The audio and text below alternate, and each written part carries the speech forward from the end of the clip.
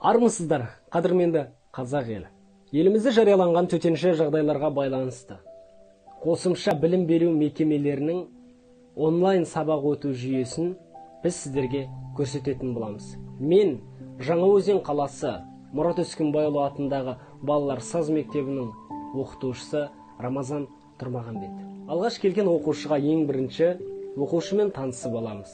Аты жөнін, тұрақты мекен жайын, қай мектепте, қай оқу орнында білім алатындығын және ата-анасының қандай мекемеде жұмыс жасайтындығы жөнінде анықтамаларды біліп алатын боламыз. Одан кейін қазақтың ұлы аспабы, қазақтың мұң зарын, қуанышын, шаттығын жеткізген қос ішекті домбыраны таныстырып өтеміз.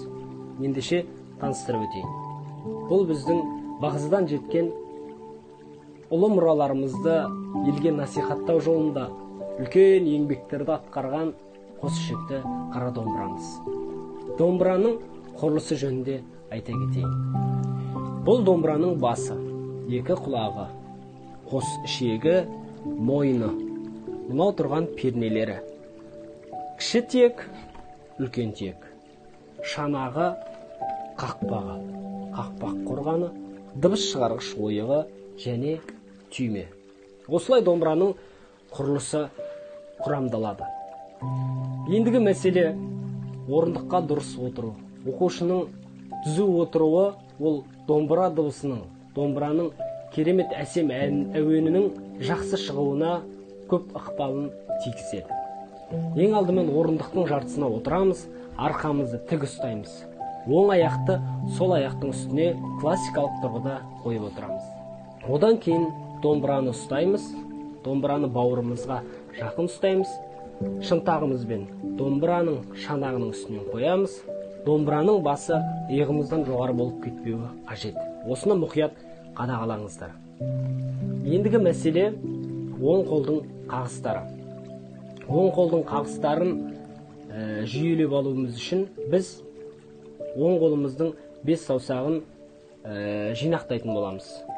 Мынау тұрған 3 саусағымызды жинақтаймыз, сұқ саусақпен бас бармақты қапсыра ұстаймыз, сосын төмен жоғары қағыстарды ойнаймыз. Естеріңізде болсын. Төмен қағыста сұқ саусақ, жоғары қағыста бас бармақ болады. Мінекей қараңыздар. Төмен қағыс, жоғары қағыс. Төмен қағыс, жоғары қағыс. Төмен қағыста сұқ саусақ, жоғары қағыста бас бармақ. Екеуінің орындары алма кезек ауысып тұрады. Келесі мәселе, сол қолымыздың домбыра пернесіне дұрыс орналасуын қадағалаймыз. Жалпы домбыра мойнында 19 перне бар. Біз алғаш пернелерді ноталық жүйелерде таныстырмастан бұрын пернеге қолдарын қойып, оқушыны реттеп алуымыз қажет. Бас бармағымызбен бастағанымыз өзімізге өте ыңғайлы. Бірінші бас бармағымызды үстіңгі ішекке қоямыз, сосын төмен қағыс ойнаймыз. Одан кейін жоғары қағыста ашық дыбыс. Төмен қағыс, жоғары, төмен, жоғары. Міне осылай үздіксіз қайталай отырып, бас бармағымызды перне бойына орнықтырып аламыз. Ендігі мәселе.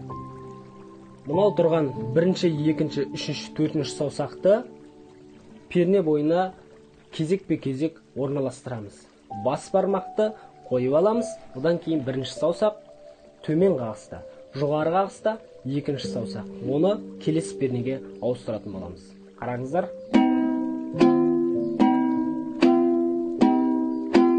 Одан кейінгі тапсырма үшінші саусақты орнықтырамыз. Одан кейінгі тапсырма төртінші саусақты.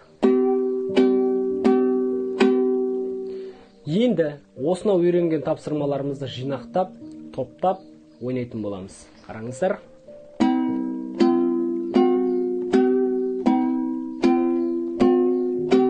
Мінекей осылай бүгінгі тапсырмамыз аяқталды. Осы тапсырмаларды жақсылап ыждағаттылықпен қайталаймыз.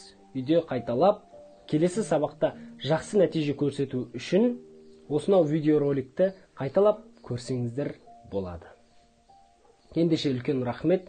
Сіздермен болған мен Рамазан Тұрмағанбет.